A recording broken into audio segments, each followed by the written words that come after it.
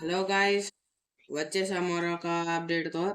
ఈరోజు వీడియోలో వెంకీ మామ త్రివిక్రమ్ గారి మూవీ అప్డేట్ గురించి మాట్లాడుకుందాం.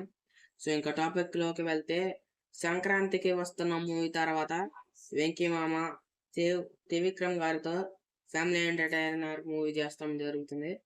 అసలైతే పుష్ప 2 తర్వాత మన అల్లు అర్జున్ త్రివిక్రమ్ గారి సినిమాలో చేయాల్సి వచ్చింది.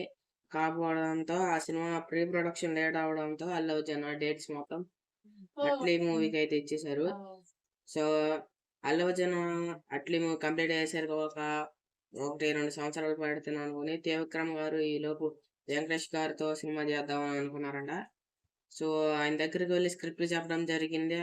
ఆయన కథ బాగా నచ్చి గ్రీన్ సిగ్నల్ ఇవ్వటం జరిగింది. అలాగే తను రైటర్ గా పనిచేస్తున్నప్పుడు ఆయన స్క్రిప్ట్ రాసేటప్పుడు కామెడీ సీన్లలో వెంకటేష్ గారు కనిపించడం జరుగుతుందంట అని త్రివిక్రమ్ గారు చెప్పుకొచ్చారు.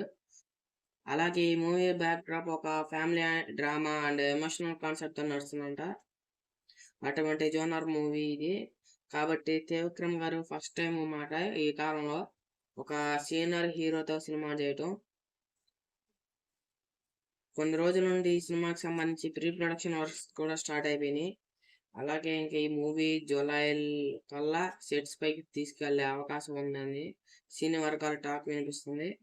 అలాగే టాలీవుడ్ లో కొంతమంది యాక్టర్స్ కూడా ఈ సినిమాలో చేస్తారని సినీ వర్గాల్లో రూమర్ చక్కర కొడుతుందన్నమాట. అండ్ మన వీడియో నచ్చితే లైక్ చేయండి, షేర్ చేయండి, సబ్స్క్రైబ్ చేయండి ఛానల్ని. మరొక అప్డేట్తో అయితే కలుద్దాం. Bye bye.